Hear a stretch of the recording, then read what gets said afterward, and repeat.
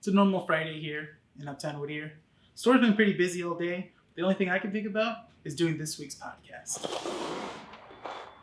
Oh, great. I wonder if he knows about this week's video was released late this week. All right, Rene, ready to... Bryan, why did the video get released on time this week? What do you mean? I mean, the deal is that you edit the videos and all I do is do the social media. I can't do the social media if you're not putting the videos out on time. That was the deal. See, Rene watches these videos and sometimes he tells me, hey dude, I really love what you do with these edits. But sometimes doesn't realize that when I add more, it takes longer. Isn't that right, future Bryan? He's right. Bryan, did you just do a fourth wall break? What? No. Wait, how did he know? He's lying. You think we got enough of a bit for this video? I think so. All right, we ready to start recording?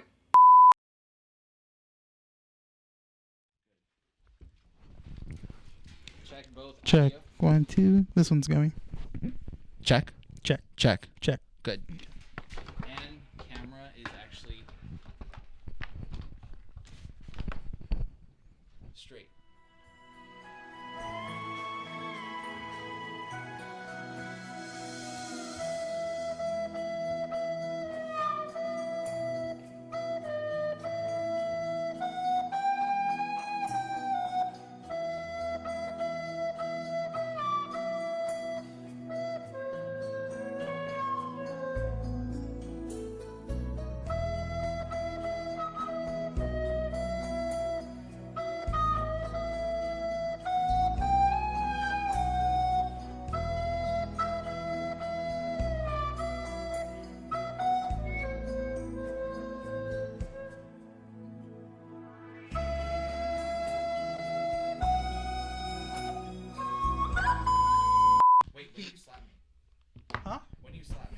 Hey guys, welcome up with Keeping Up with the Nerds, Keeping Up with Wandavision. I'm Rene. Bryan's not here right now. He's actually behind the cameras making sure that everything's fine because apparently it wasn't straight. It looked kind of crooked and everything, but he should be coming in right now. See, sometimes people don't understand the hard work that goes behind this. And yeah, I'm just left struggling over here with my co-host thinking that everything's going to be perfectly okay. But, you know, just the show must move on. Were you just talking to someone? It's like, well, I actually do have like an inner monologue in here, but I usually look out that way and just go like, Good? I'm good. I'm good. Can we go on with this episode now? Yes, let's try. Perfect. All right. So, WandaVision episode 6. Let's go ahead and start with this. This episode felt like it was not lackluster, but smaller than the other episodes. Yeah, especially how the big cliffhanger was in the last episode, in episode 5, with the reveal of Evan Peters as Pedro. Mm-hmm. So this one kind of had, a lot of fans wondering how this was going to live up to it and stuff like that. It didn't really. It didn't feel like a lot happened, but like we talked about it before, there was a lot of Easter eggs in this one. A lot. Distracted. Keep it going. Keep it going. Okay. I'm turning it off. All right. No, basically, this had a lot of Easter eggs than just big reveals in this one. This episode. Basically, we get to see everyone in their original costumes, essentially, but it was a Halloween episode. Mm-hmm. We get to see Wanda in her Scarlet Witch outfit. We get to see Vision in his original outfit as well, too. We get to see Pedro in his original outfit. That Quicksilver outfit was just great. As soon as he popped in, I was like, yeah, I mean, come on. It was expected. We got really Wanda and Vision in their outfits. Yeah. It was expected. So yeah, it was more of like an Easter egg extravaganza. That's what this episode was. Yeah. In terms of what you liked, what did you think of this episode? What did you actually really appreciate this episode? I really appreciate how basically they showed Vision trying to go outside of the hexagon thing, and basically showing us like, oh, so what happens if he walks out? And then basically we saw him being like torn apart, and basically he's stuck in there. There's no way of him getting out. If anything, it kills him essentially. Was he actually dying? I think he was. He was almost like basically just sitting there in a fetal position as well. It kind of I felt like that gave more questions than answers, because, when we look back at what this episode was showing, we got to see more of like the outside perspective of what Westview was looking like. When we see Wanda and Vision together, a lot of the people around there were acting as they normally would in a normal TV set, you know. But then as Vision walked further out into the edges of her, area, people were kind of static. They looked more like background characters. They look like they're waiting for their moments to be presented on the show, essentially. Stand-ins, if anything. So for me personally, I really like the darker atmosphere that they're bringing forth in this show. We get the whole joke that this is more of like a small little TV program that Wanda is trying to envision, and that's her perfect life that she wants to live with Vision. But we see the darker elements of it, and the background characters are normal people that have no control whatsoever. And that one woman that's hanging the thing on that, she started that was crying. Really dark. That was dark, but fantastic. Yes, that was great because you got to see that she was in pain, and these people have no willpower to essentially get out of that. And a also thing, if you guys caught on, they showed someone that was not in pain when Vision released them was Agnes. Yes. Agnes did not show that she was in pain at all. She was acting in a way, right? She was. It seemed like she was aware of what's going on, but at the same time, not really reacting how everyone else did when Vision released certain people as well too. And also she was the one that kind of basically revealed that Vision was an Avenger, and Vision does not remember that.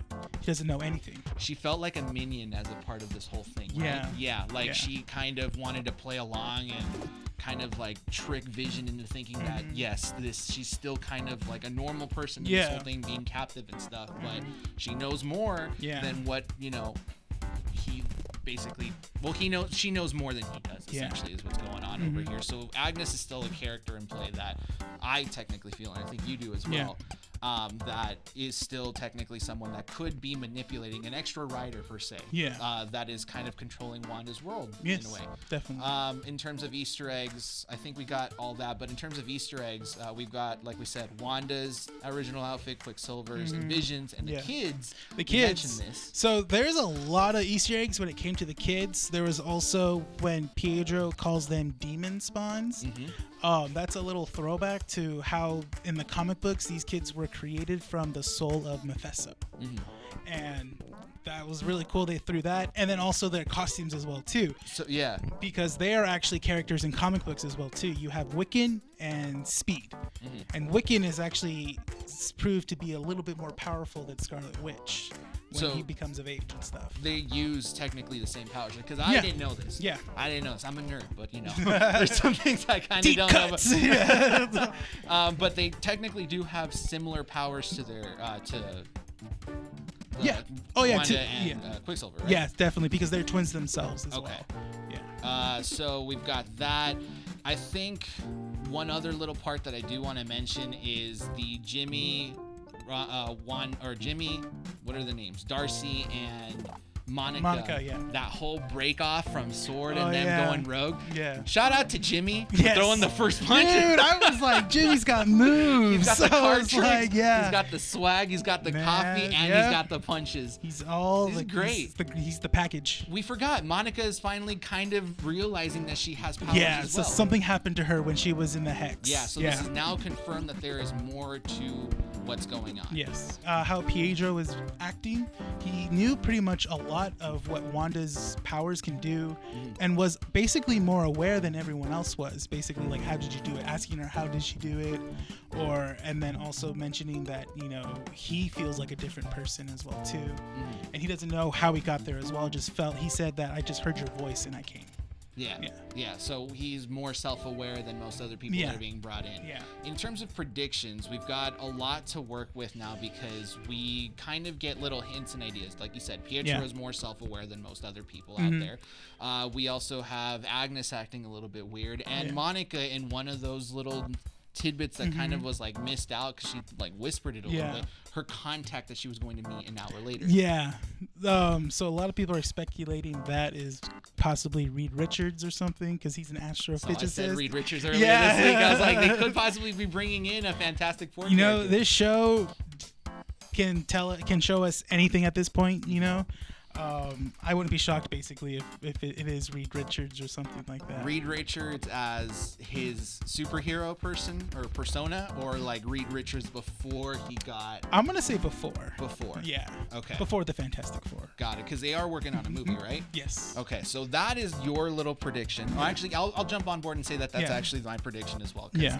I really like that, and I was talking about it with my fiance earlier in the week, saying that it could possibly be Reed Richards now that we have 20th Century Fox characters, and they're not shying away from that. They're legitimately mentioning it. Yeah. There are some rumors out there about possibly a Spider-Man being brought into this. Oh, man, that's pretty but interesting. I can't see the connection.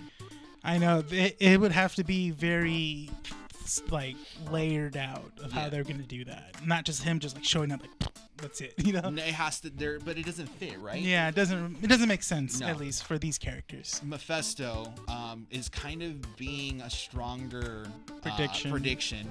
I personally think because of that whole little dialogue between Wanda and Pietro, where Pietro asks, like, how did you do all this? And she said, I don't know. I'm not aware of what's going on. All I felt was, nothingness that goes on forever. Yeah. Something that Mephisto does take advantage of when he comes in to a plot line and, grants wishes or, services to people in the comic books. So I feel like he is more predominant now, but we could be wrong. Yeah. And you did mention on the podcast issue last week of a character that could possibly be making an appearance to kind of kickstart the next movie. Yeah. Do you want to go ahead and talk about that? I forgot about that. Doctor Strange. Oh, Doctor Strange. Yes. Oh my God. Yeah, because you were freaking out that I was like making it more likely, Because it works. It kind of does work. We do kind of get to see that Sword is hiding something. So from what I've seen, and I remember looking at the release dates for the movies to come, it looks like Doctor Strange is like one of the last movies after Spider-Man comes out and stuff like that. So it looks like in what might happen is that we're gonna see possibly different dimensions or alternate universes coming into the MCU, and then Doctor Strange realizing that he needs to probably fix it back. Yeah. So there could possibly be more like little avenues where we could get that Doctor Strange tie-in now. That he becomes aware of there's something happening to this reality and stuff like that. The question now remains, does Disney want to dig deep into those pockets to just bring in Benedict Cumberbatch into the series for just like an episode or two? Probably. They probably only have enough for one episode with him. Technically. Yeah, he could come in the season finale. So we have Benedict Cumberbatch as Doctor Strange possibly coming in. We have the possibility of Mephisto being the villain and Reed Richards as a solid prediction that we're putting out there to possibly be that character or that contact that Monica was talking about. Yeah. Is there anything else we would like to talk about in terms of this one? No, because again, not a lot happened as of like reveals. It's more of this was kind of like a smoother episode. But if anything, we can mention the fact how this episode ends with the Hex expanding more and more and basically bringing in the entire Sword facility.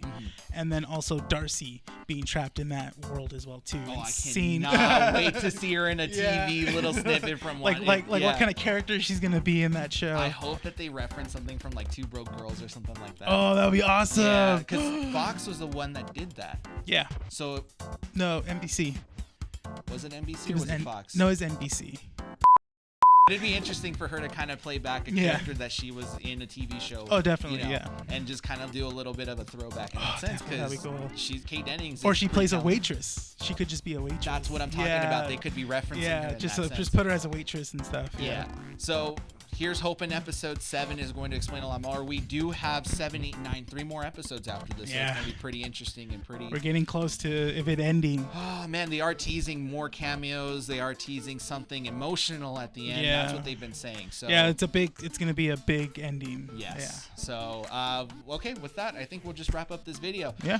So if you guys like what you guys saw here, don't forget to subscribe and like the video. Leave a comment down below as well. What do you guys think about WandaVision thus far? Do you you guys share the similar predictions as we do, or do you guys have something completely different?